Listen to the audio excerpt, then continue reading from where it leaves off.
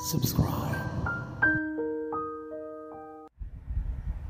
Hello kahugot! Welcome po muli sa Bono's Love Tube para sa ating programang DKB Dear Kuya Bono.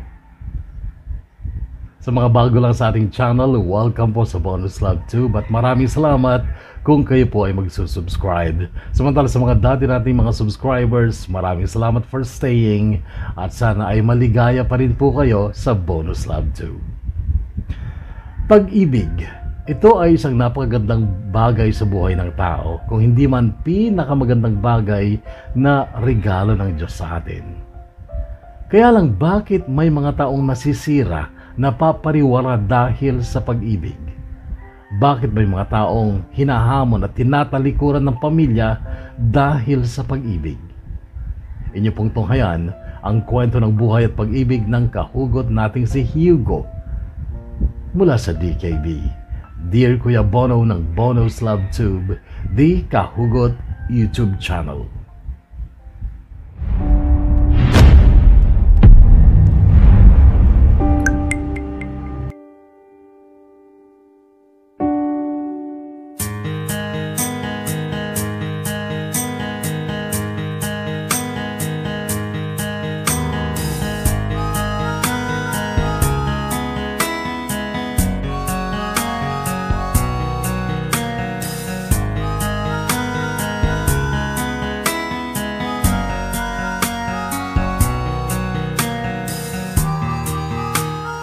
Dear Kuya Bono, ako po si Hugo ng Karanglan, Nueva Ecija. Taong 2013, buwan ng Pebrero, ilang araw pa lang makaraan ng Valentine's Day, umiiyak ako sa harapan ni Aubrey. Nagmamakaawa na huwag niya akong iwan. Ang saya pa namin nung nakaraang Valentine's Day, tapos bigla-bigla sabi niya, Hugo, kalimutan mo na ako. Magmahal ka na ng iba. Ano? Maangkong tanong. Nung una nakala ko pang nagbibiro siya kaya ang sabi ko, Uy, prank ba to? Ano, iiyak na ba ako? Hugo, hindi ako nagbibiro. Huwag mo na lang alamin ng dahilan. Break na tayo. Yun lang at bigla siyang tumalikod at lumakad palayo.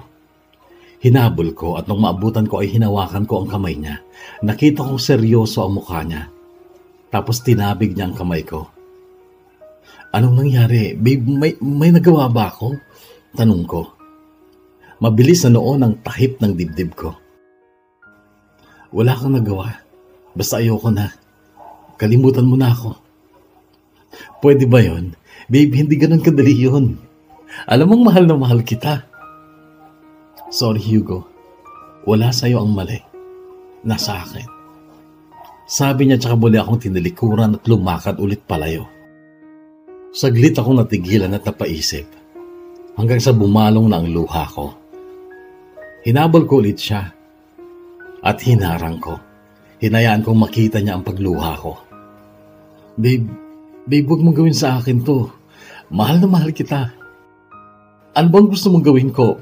Pag-usapan natin to, babe. Please. Hugo, huwag ka na makulit. Kahit ano pang gawin mo, ayoko na talaga. Sawa na ako. May mahal na akong iba, kaya magmahal ka na rin ng iba.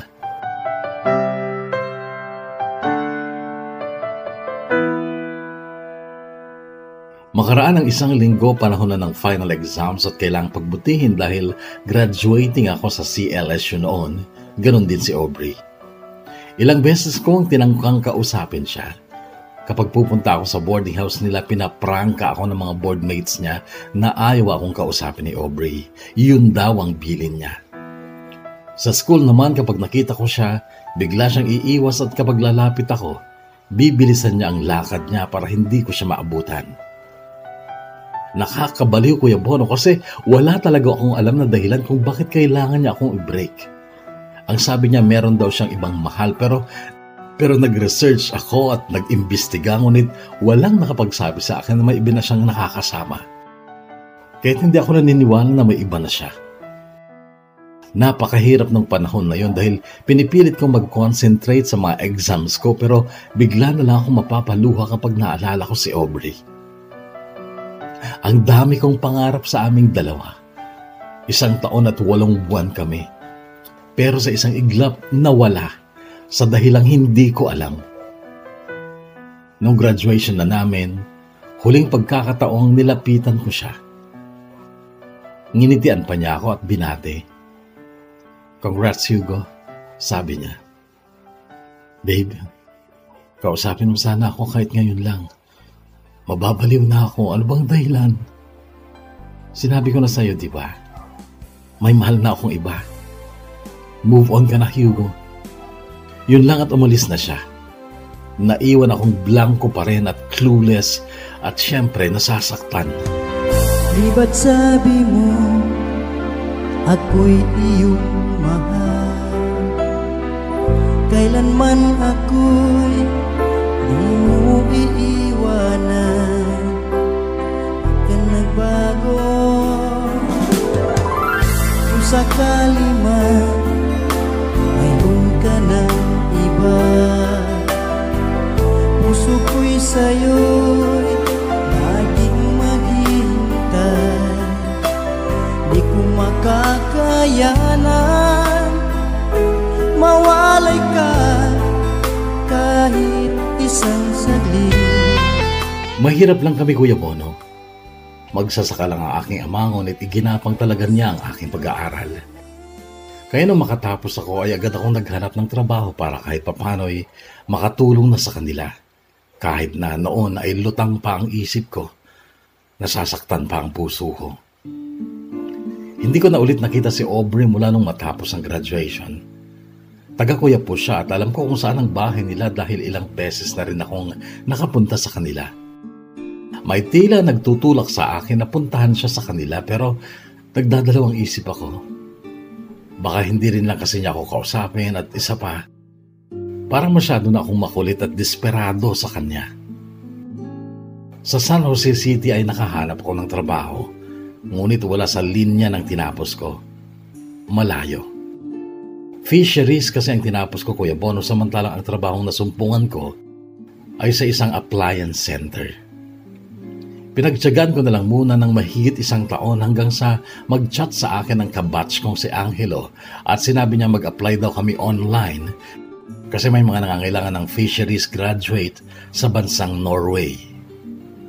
Nag-apply nga ako, Kuya Bono, hanggang sa may ahente na kami nakakausap at pinaluwas na kami ni Angelo upang magpasa ng mga requirements. Agad sinabi sa amin noon kung magkano ang placement fee.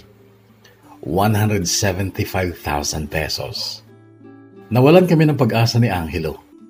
Umuwi kaming laylay ang balikat. Pero nung kinumusta ni Papa ang lakad namin sa Maynila, sinabi ko ang totoo. "Malabo yun pa." "Oh, ba't malabo?" "Kamahal ng placement fee. 175,000 pesos. Mahal nga, pero magkano ba buwan ng sweldo? Parang 8,000 pesos daw po sa isang araw eh. Kasi 185 Norwegian krone daw kada isang oras. Ang isang krone ay 560. Di lumalabas po na mahigit 1,000 kada oras. Tapos yung 8 oras, di 8,000 kada araw. 8,000. Kung sa 28 days, di meron kang mahigit 200,000 pesos. Di bawi mo agad yung placement mo sa unang sweldo pa lang.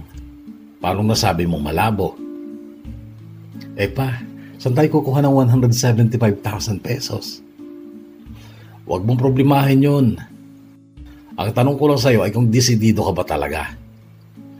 Siyempre po, malay nyo, yun na yung mag-aahon sa atin sa kahirapan. Sige, gagawa ako ng paraan.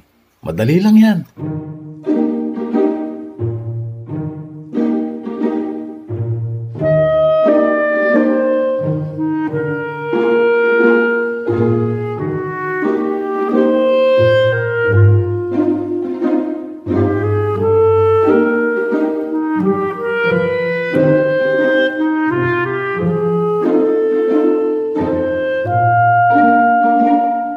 Ang ginawa ni Papa, Kuya Bono, ay isinanla niya ang 1 hektaryang bukid niya.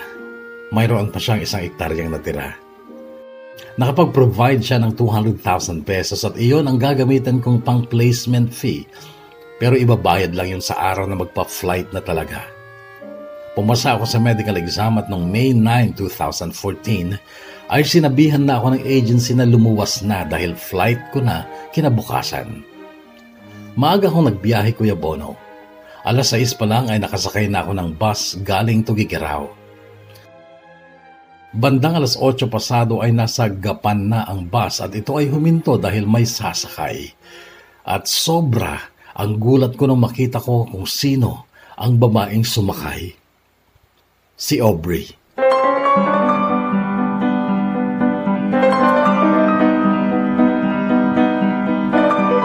Puno sa gawing harapan kaya't lumakad si Aubrey papuntang likod. Nasa bandang gitna ako. At wala akong katabi. Nung malapit na siya ay nakita na rin niya ako. Natigilan siya. Aubrey, sambit ko sa pangalan niya. Sabay dusog upang bigyan siya ng espasyo sa tabi ko. Napansin ko kaagad na malungkot ang mukha niya. Umupo nga siya sa tabi ko pero wala siyang imik. Kumusta ka na? Mahinang tanong ko noong nasa tabi ko na siya. Sinulya pa niya ang mukha ko bago sumagot. Hugo, sorry sa nagawa ko. Okay lang. Tapos na yun pero Aubrey, mahal pa rin kita. Sa halip na sumagot ay sumandal siya sa upuan tsaka isinandal niya ang ulo niya sa balikat ko. Inaantok ako, Hugo. Sabi niya. Sige, matulog ka lang. Sabi ko pero nadama kong mainit ang katawan niya at nung damhin ko ang pisngi niya ay napakainit talaga niya. Aubrey, may lagnat ka? Sabi ko. Pero hindi na siya sumagot. Kuya Bono, parang lumulundak ang puso ko noon dahil muli ay kapiling ko ang babaeng pinakamamahal ko. Maraming tanong sa isip ko tungkol sa kanya, tungkol sa nangyari sa amin pero isinantabi ko ang mga agam-agam na yon. Pinagyaman ko ang ligaya sa puso ko dahil ang babaeng sobra-sobra kong mahal ay nasa tabi ko. And Aubrey was her name, not so very ordinary girl name, but who's to blame?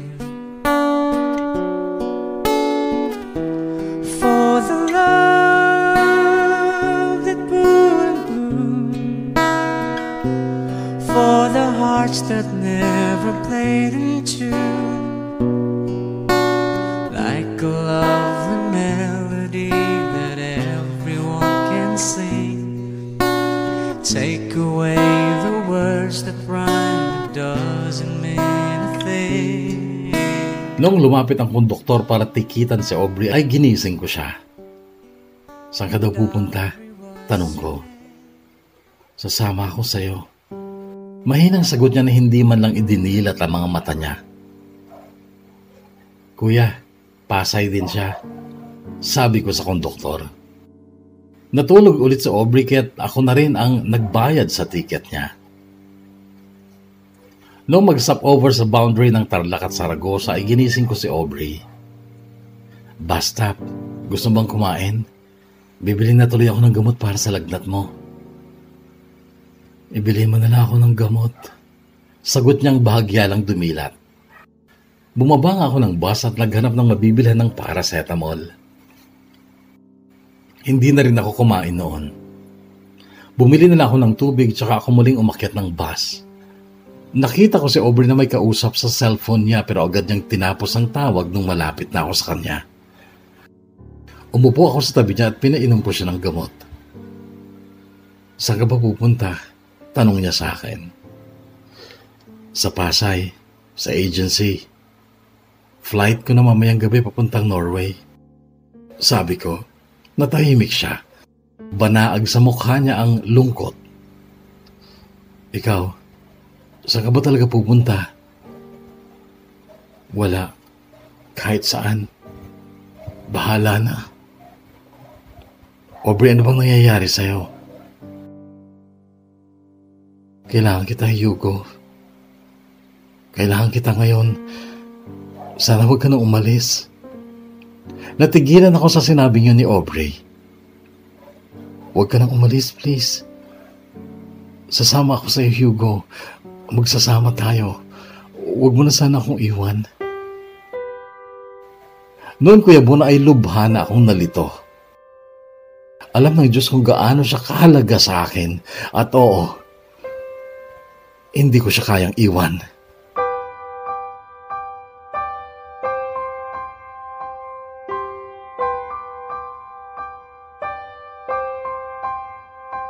Nagdesisyon ako noon, Kuya Bono, si Aubrey o Norway. Pinili ko si Aubrey. Noon ay nagpasya na rin kaming huwag nang tumuloy ng Maynila. Nag-usap kami ng masinsinan sa bus stop na yon. Ramdam kong maraming lihim si Aubrey. Ayaw niyang magkwento. Tsaka na lang daw. Basta ang pinagkadiinan niya ay handa siyang makipag-live-in sa akin. Naisip ko kung sa Maynila kami tutuloy, mas magiging mahirap ang buhay namin doon dahil mahal ang mga bilihin at upa sa bahay. Hindi rin naman ako pwedeng bumalik sa amin na may kasamang babae. Tiyak na lubhang madidisappoint sa akin ang mga magulang ko. Tutulong ako sa paghahanap buhay, Hugo. Magtutulungan tayo. Narinig kong sabi niya. Saan nga tayo pupunta? Tanong ko. Nagpalingalinga siya. Sa Tarlac City. Doon na lang tayo. Sagot niya. Sumang-ayon na lang ako noon, Kuya Bono, kahit na may bigat sa dibdib ko dahil sa kauna-unahang pagkakataon ay parang niloko ko ang magulang ko. Nagpunta nga kami ng Tarlac City at doon ay naghanap kami ng matitirhan. Si Aubrey ang nagsabing yung mura lang kahit kwarto lang daw. Kami ay napadpad sa barangay San Vicente. Doon kami dinala ng tricycle driver na napagtanungan namin. Taga doon daw kasi siya at may alam daw siya nagpapaupa ng kwarto. Kaya lang sa harap ng isang magandang apartment niya kami dinala at kaagad umayaw si Aubrey. Tiyak daw kasing mahal doon. Naglakad-lakad kami hanggang sa makita namin ang isang karatulang room for rent na nakasabit sa maliit na gate. Kumatok ako at isang simple at magandang dalaga ang lumabas. Sa kanya kami nagtanong. Ang sabi niya ay maliit lang daw ang kwartong bakante na dati daw ay sari-sari store na nagsara. Tingnan namin, miss, sabi ni Aubrey. Ipinakita nga sa amin ng dalaga ang kwarto na tabing-tabi ng kalsada. Ang nag-iisang bintana nito ay yung bintana lang ng dating sari-sari store. Magkano to, miss? Tanong ni Aubrey. 3,500, 1 month advance, 1 month deposit. Sagot ng dalaga. Okay na to, sagot ni Aubrey. Sumang-ayon na lang din ako noon, Kuya Bono.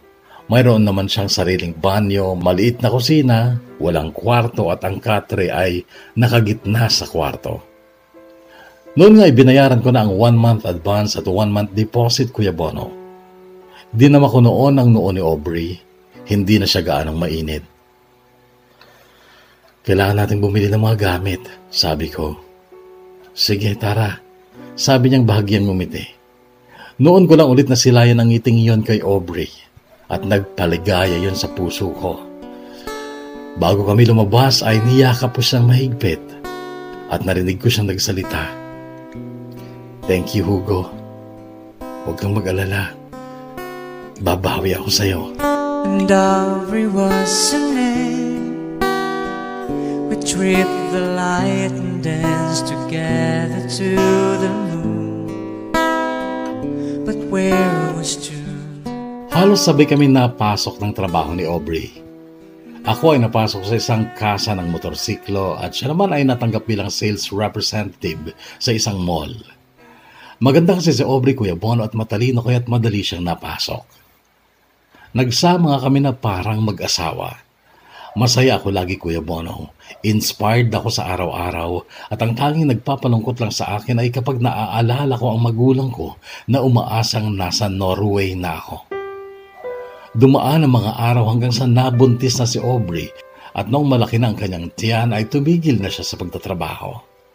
Siya na lang noon ang laging naiiwan sa aming tirahan at naging kaklose na rin niya si Iriam, ang dalagang anak ng may-ari ng inuupahan namin, na siyang nakausap namin noong naghahanap pa lang kami ng mauupahan.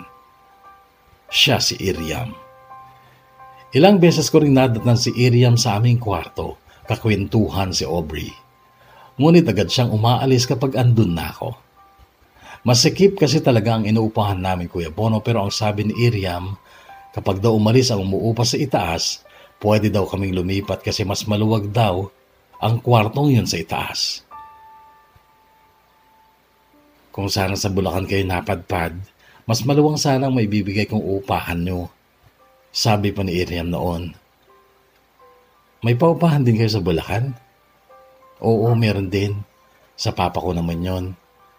Mas gusto ko dun kaysa dito, kaso kailangan ko ding dalawin ng mama ko kaya madalas ay nandito rin ako. Kwento pa ni Iriam noon. Hiwalay ba sila? Sabad na tanong ni Aubrey. Oo, hiwalay sila. High school pa lang ako nang magkanya-kanya sila ng buhay. Sino ang nagloko? Tanong ulit ni Aubrey. Si Mama. Dati niyang boyfriend doon ang sinamahan niya. Nung iwanan niya si Papa. Okay. Ganun talaga kapag mahal mong isang tao eh. Hahamakin mo ang lahat para makasama lang siya. Kasi yun lang ang tanging paraan para maging maligaya ka sa buhay mo. Napalingon ako kay Aubrey noong sabihin niya ito. Madalang maghayag ng saloobin sa Aubrey kaya't napansin ko talaga ito. At hindi yun nawala sa isipan ko.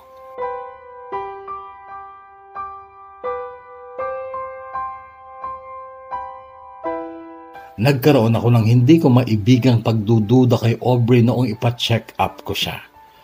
Nasabi ng OB-GYN, nasa 7 buwan na ang tiyan ni Aubrey samantalang 5 buwan pa lang kaming nagsasama. Nagduda ako noon, Kuya Bono, pero hindi ako umimik. Ayaw kong tanongin sa Aubrey kung akin ba talaga ang pinagbubuntis niya. Baka kasi ma-offend at maging sanhi pa ng away namin at baka iwanan ulit niya ako, bagay na hindi ko makakaya. Kaya nanahimik na lang ako, Kuya Bono, hanggang sa manganak na si Aubrey ng isang batang lalaki na kahawig niya. Ako ang nagbigay ng pangalan ng bata, Simon. Ngunit may pagtataka ako noon kay Aubrey dahil para siyang laging tulala. Parang wala sa puso niya ang pag-aalaga sa anak niya at sobra kong ikinagimbal, Kuya Bono, nang may isang gabing dumating ako sa aming inuupahan. Nasa labas pa lang ako ay dinig ko na ang pag-iyak ng bata at noong makapasok ako, wala si Aubrey. Binuksan ko ang CR, wala siya. Noong tingnan ko ang damitan niya, halos walang natira sa mga damit niya. Sa madaling salita, Kuya Bono, iniwan kami ni Aubrey. Cause if you leave me, wala nang buhay ang madarama ng puso kong ito. Cause if you leave me, wala nang buhay di naliligaya kailan pa man. Dati ko nang inasahan na may hindi magandang mangyayari sa pagsasama namin ni Aubrey. Dahil noon ko pa napapansin na parang may tinatago siya. Wala sa akin ang presensya niya. Parang lagi siyang may iniisip na iba. Napilitan akong hindi na pumasok sa trabaho dahil wala namang mag-aalaga sa batang iniwan niya. Ramdam ko, Kuya Bono, na hindi akin si Simon pero inaruga at inalagaan ko pa rin. Nagulat si Iriam nung malaman niyang naglayas si Aubrey at iniwan sa akin ang bata. Paano yung work mo? Alalang tanong ni Iriam noon. Wala na. Nag-resign na ako. Paano yung source of income mo? Magastos pa naman mag-alaga ng baby. May pera pa naman ako, kaya lang kung puro palabas ang pera, di magtatagal mauubos din to. Talaga. Ay, grabe naman si Aubrey. Oo nga eh. Alam ko na, Hugo. Ano kaya kung buksan mo na lang yung tindahan? Magsari-sari store ka na lang. At least nandito ka lang. Hindi mo na kailangang umalis. Kumikita ka na habang naaalagaan mo pa si Simon. Nagustuhan ko ang sinabi niyo ni Iriam at ang sabi pa niya. At sa mga araw na mamimili ka ng mga paninda mo, ako muna magbabantay kay Simon. Talaga, Iriam. Ang bait mo naman. Mabait ka rin naman kasi. At saka naaawa ko sa sitwasyon mo. Sana kayanin mo to, Hugo. Sana nga, Iriam. Pero may gusto sana akong itanong sa'yo. Ano yun? Di ba ilang beses na rin kayo nakapagkwentuhan ni Aubrey? Wala ba siyang nabanggit sa'yo na kung ano mang makakasagot sa tanong kung bakit siya umalis? Nakita kong parang nag-isip ng malalim si Iriam. Wala eh. Wala akong maalala. Tsaka hindi naman siya pala kwento, Hugo eh. Ako lang lagi nagkukwento. Tsaka napansin ko pa kay Aubrey. Para siyang wala sa sarili niya lagi. Para siyang lutang. Napansin ko rin yan. Ba't kaya ganun siya? Hindi ko alam, Iriam eh. Anyway, hayaan mo na. Malay mo, bumalik siya. At pag bumalik siya, tanungin mo siya ng tanungin para lahat ng tanong sa isipan mo, masasagot. Sana nga bumalik pa siya, Iriam. Sana nga. 'Cause if you leave me, wala nang buhay ang madarama ng puso kong ito. 'Cause if you leave me, wala nang bukas, di naliligaya, kailan pa man.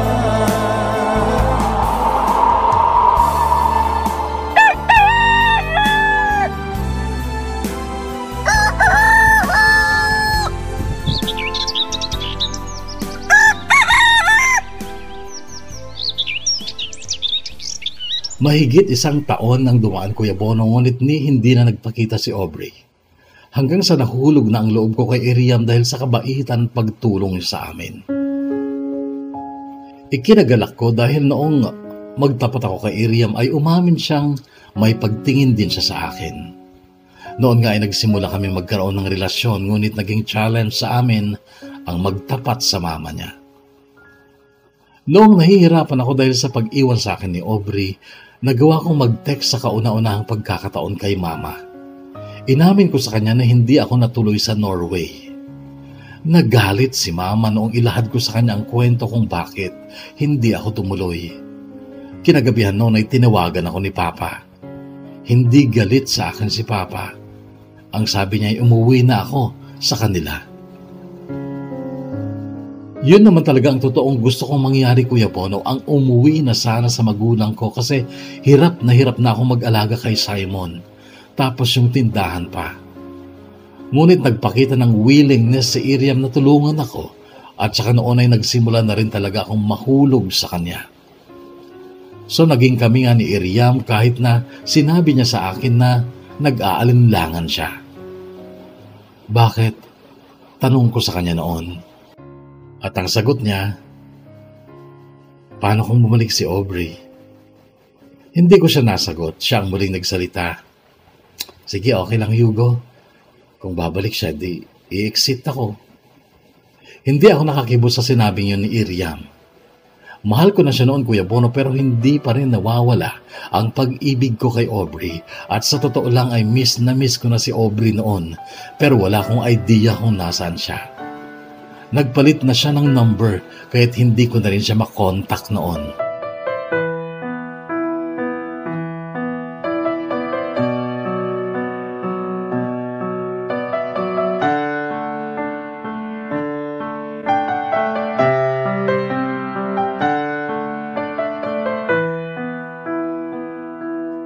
Nagsasawa na ako dito, Iriam. Sana pwede akong magbakasyon. Alam mo, gusto kong makakita ng ilog, mga puno, bukid, bundok. Minsan ay nasabi ko kay Iriam, magkatabi kami noon sa higaan at nakagitna sa amin si Simon na tulog. Noong mga panahon kasi, Kuya Bono, ay nakulong lang ako sa bahay na yon. Nakakalabas lang ako kapag ako'y mamamalengke ng paninda sa sari-sari store at uuwi na rin pagkatapos nun. As in, wala talaga akong ibang napupuntahan. Mukhang nature lover ka. Narinig kong sabi ni Iriam. Oo. Tsaka alam mo, graduate ako ng fisheries. Sana magkaroon pa rin ako ng pagkakataon para magamit ko yung pinag-aralan ko. Hugo, gusto mo bang sumama sa akin sa Bulacan? May bukid si Papa doon At mayroon pang 1 hektaryang lupa na hindi gaanong nagagamit. Nadinig ko dati kay Papa na gagawin niyang fish pond yun eh. Pero hindi naman natuloy. Gusto mo, doon na lang tayo tumira. Paano yun, Iriam eh? Hindi pa nga alam ng magulang mo na may relasyon tayo. Madali lang kay Papa kasi mabait yun at may tiwala sa akin. Pwede tayong umuwi na lang bigla doon at doon na tayo tumira. Sige, gusto ko. Kaya lang, dapat siguro umuwi ka muna doon at kausapin mo muna ang Papa mo para hindi naman siya mabigla na bigla ka na lang nag-uwi ng lalaking may anak. Sige, bukas na bukas, uuwi ako ng Bulacan.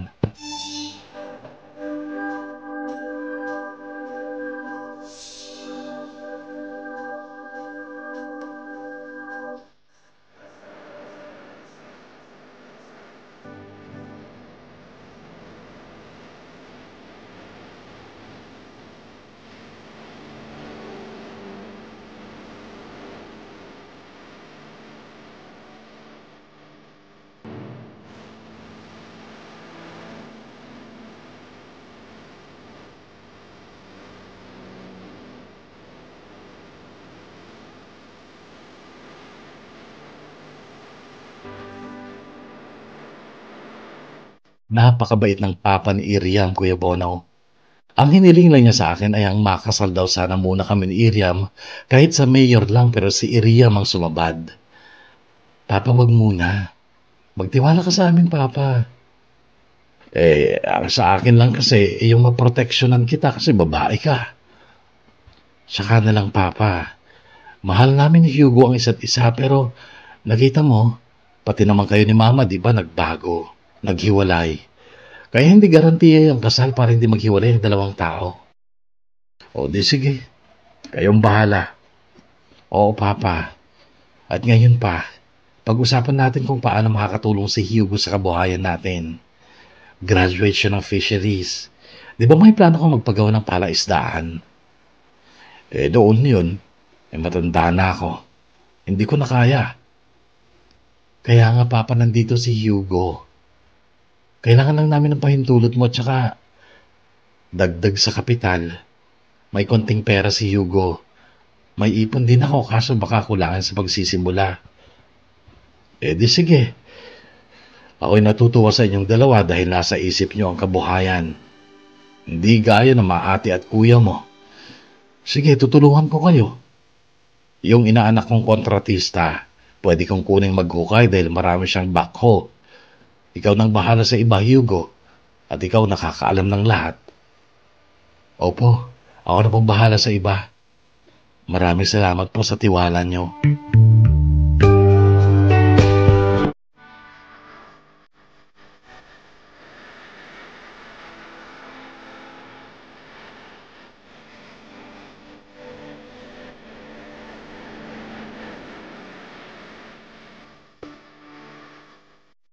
Napakaganda ng lote, Kuya Bono. Maraming puno sa paligid at natuwa ako nung sumang-ayon si Papa Emil na naiwasan naming maputol ang maraming puno.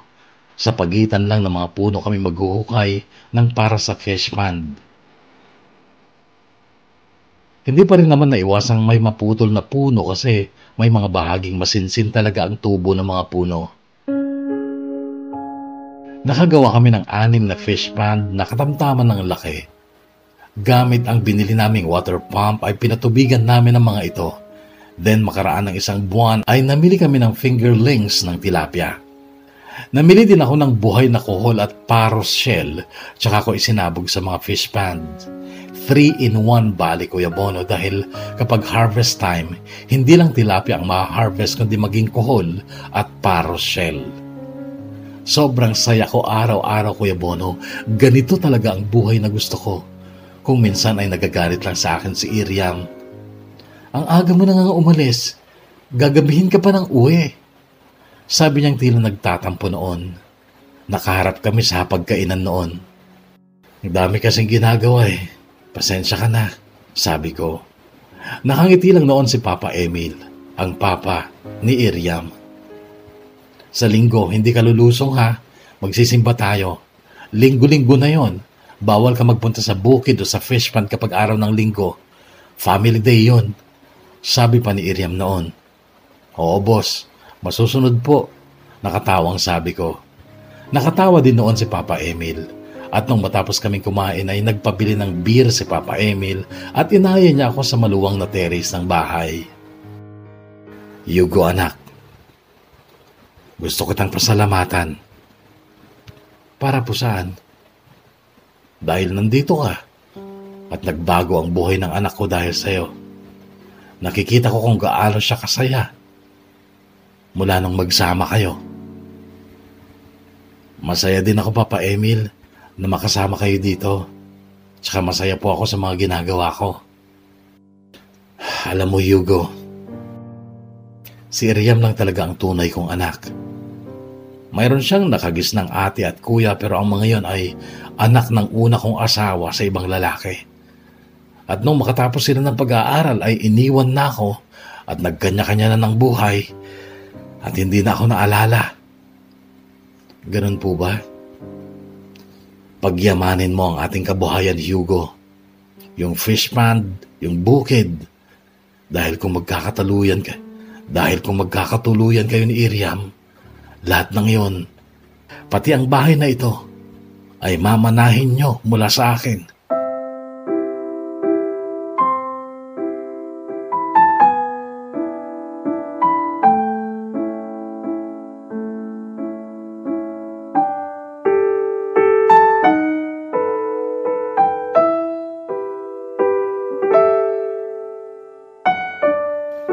Unang harvest namin makaraan ng 5 buwan, Kuya Bono, ay kumita kami ng 220,000 pesos. Nagulat ako nang inaabot sa akin ni Iriam ang perang yon. Bakit? Di ba dapat i-deposit mo yan? May utang ka sa papa mo, di ba? Kunin mo to, Hugo. Bayaran mo siya. Bayaran mo siya para makauwi ka na rin sa inyo. Biglang nahulog ang mga luha ko sa sinabing yun ni Iriam. Nayakap po siya at ang sabi ko, samahan mo ako sa pag-uwi ha.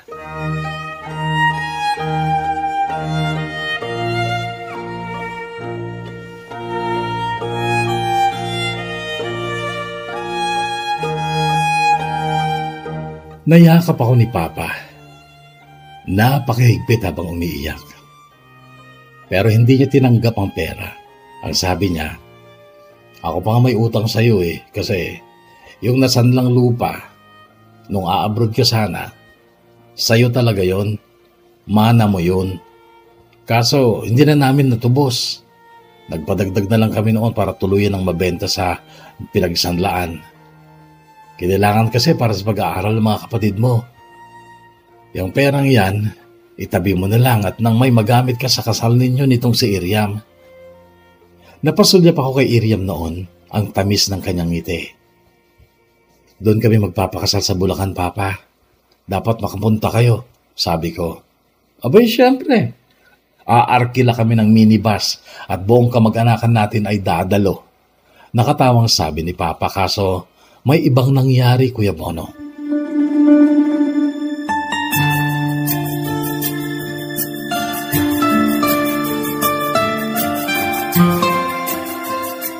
Nasa fish pond ako, bandang 3:00 ng hapon nang tumawag si Iriam. Umuwi ka dito. Parating na si Aubrey. Napakunot-no ako sa sinabing ito ni Iriam. Ano ba sinasabi mo? Tumawag si Mama. Dumating daw doon si Aubrey at hinahanap ka. Itinuro daw ni Mama kung nasaan ka. Kaya halika na, umuwi ka na. At magdesisyon ka.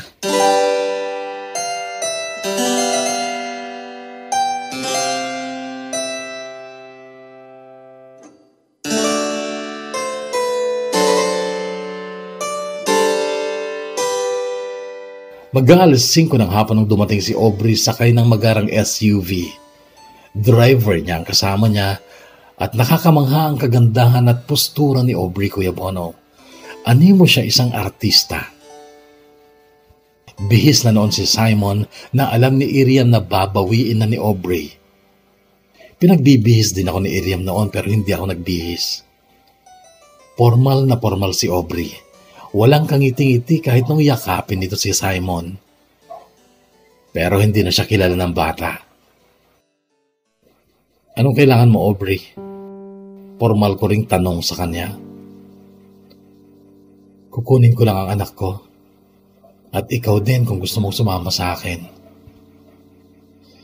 Aubrey, pwede ka bang magkwento?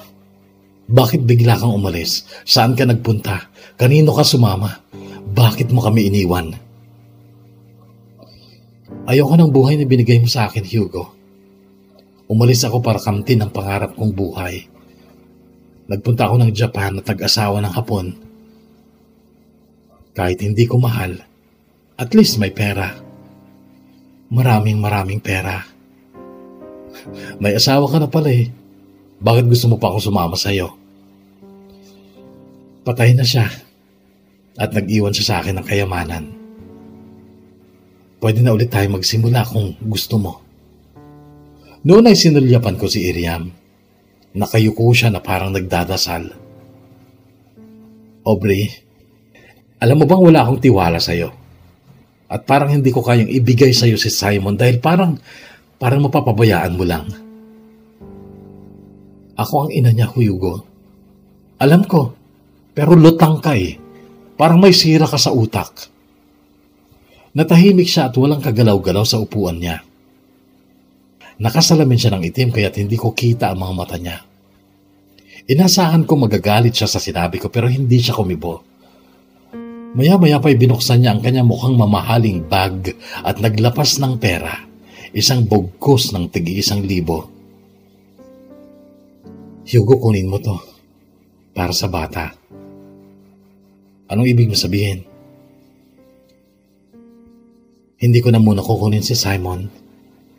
Pakialagaan na lang siya. At ang perang ito ay para sa mga pangangailangan niya. Kinuha ko ang pera, Kuya Bono, at kasunod noon ay tumayo siya at humakbang ngunit biglang tumigil at nagsalita. Dadalaw na lang ulit ako. Hindi ko alam kung kailan. Sabi niya tsaka bumaba ng hagdan ng terrace. Hinabol ko siya. Aubrey, tumigil siya sa paghakbang pero hindi lumingon sa akin. Ikakasal na kami ni Iriam. Noon ay humarap siya sa akin. Tinanggal niya ang kanyang salamin tsaka ngumiti ng bahagya. Congrats, sabi niya. Gusto ko lang kasi maging malinaw ang lahat, sabi ko. Masaya ako para sa iyo, Hugo. You deserve someone like Iriam. Pasensya ka na lang kung hindi ko nagawang maging kagaya niya. Don't worry, I'll be fine. Meron din siguro iba dyan para sa akin. Good luck sa kasal niyo. And I wish you both everlasting love and happiness.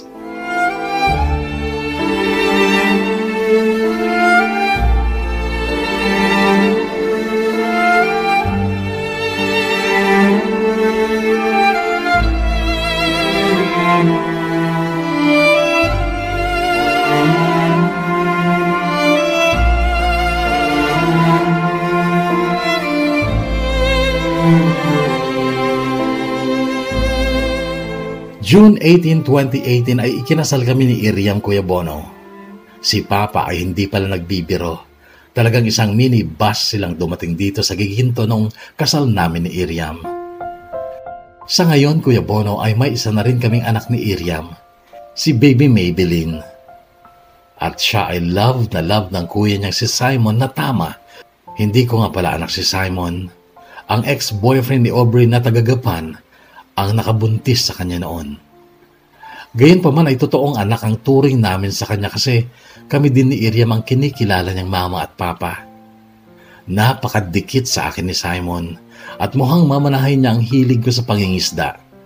Kasi tuwing aalis ako ng bahay, iiyak yan kapag di ko siya isinama. Gustong-gusto niya sa fish pond at tuwang-tuwa siya kapag kami ay namimingwit sa palaisdaan. Malawak na ang fish farm namin, Kuya Bono. Mayroon na kaming 18 na fish pond at 10 ang tauhan namin kasama na ang mga nakatoka sa bukid. Malakas pa naman si Papa Emil pero dito na lang siya sa bahay at vibes na vibes sila ni Simon. Nakaka-touch, Kuya Bono, kasi sa last will and testament ni Papa Emil ay may inilaan siya para kay Simon kahit hindi niya ito kadugo. 1 hektaryang bukid. Masaya kami, Kuya Bono, at ramdam namin ang pagmamahal ng Diyos na binabalik naman namin sa mga taong kaya naming tulungan, liban sa mga tauhan namin. Si Iriam ang likas na matulungin at maka-Diyos, Kuya Bono, at noong nakaraang barangay election ay tumakbo siyang kagawad at nanalo naman. Pangarap daw kasi niyang maging kapitan. Sinusuportahan ko lang siya sa mga gusto niya, Kuya Bono, dahil ganun din naman siya sa akin. Si Aubrey ay may asawa na ring Mexican at ngayon ay nandun sila sa Mexico at may anak na rin silang kambal. Simple lang ang buhay nila doon, kahit ang sabi ko sa kanya, huwag na niyang alalahanin si Simon kasi kaya naman namin siyang sustentuhan. Hanggang dito na lang, Kuya Bono, at sana'y maging bahagi din ng Bonus Love Tube ang kwentong ito ng buhay at pag-ibig ko. Lubos na nagpapasalamat at gumagalang, Hugo. What if I ever knew? What if I never found you? I never have this feeling in my heart. Oh, how did this come to be? I don't know how you found me, but from the moment I saw you, deep inside my heart I knew that baby, you're my destiny. You and I were meant to be. With all my heart and soul, I give my love to heaven home. and as far as I can see, you are always meant to be my destiny. Sa iyo, Hugo, una sa lahat, maraming salamat for sharing your story sa DKB ng Bonus Love Tube. Nakita mo siguro kung gaano kabait ng Diyos sa'yo, sapagkat ikaw ay naligaw, ha? Dahil sa malabis mong pag-ibig para kay Aubrey, ha? Ikaw ay nagpakatanga, kahit na may pagdududa ka na, itinuloy mo pa rin ang makasama siya. At niloko mo talaga ang magulang mo, ano? Akala nila ikaw ay nasa Norway na, yun pala ay kasama mo ang babaeng pinakamamahal mo. Nabulag ka talaga at ikay nagkamali, pero hindi ka nagdusa, sapagkat kung gaano kabait ang Diyos sa'yo, binigyan ka ng someone na mas higit sa kanya, si Iriam. At yan ay isang bagay na dapat mong ipagpasalamat sa Diyos, Hugo. Napakapalad mo, napakaswerte mo, and congratulations for that. Sana ay hindi ka magbabago sa pagmamahal o pag-ibig mo para kay Iriam, ganoon din kay Simon at sa inyong anak, at sa lahat ng taong nagmamahal at nagmamalasakit sa iyo. Pinupuri din kita sa pagiging matulungin mo, hindi lang sa mga tauhan mo, kundi sa lahat ng mga taong nangangailangan ng tulong mo. Congratulations and God bless you more. At sa inyo din, mga kahugot, na muling sumabaybay sa ating tampok na kwento ngayon, maraming salamat po sa inyo. At ilan lamang po sa ating mga shoutouts. Shoutout kay Barberong Nagsasanay TV from Palawan. Always kaming nag-aabang ng mga bago ipopost mo. God bless. Mula kay Barberong Nagsasanay TV. Ganun din kay Joan Arboleda. Shoutout din kay Robert Bakay. Shoutout din kay Dominador Bacaricas Jr. Pa-shoutout na din po kami ng LIP and baby namin, always nag-aabang sa upload. Madalang natin nagagawang pag-shoutout, mga kahugot, kahit pasensya na lamang kayo. Nagkataon lang na ngayon ay naalala ko talaga ang mag-shoutout. So muli, maraming salamat mga kahugot. Hanggang sa muli tayong magkakarinigan para sa panibagong kwentong darating, hatid ng DKB, Dear Kuya Bono ng Bonus Love Tube, the Kahugot YouTube channel.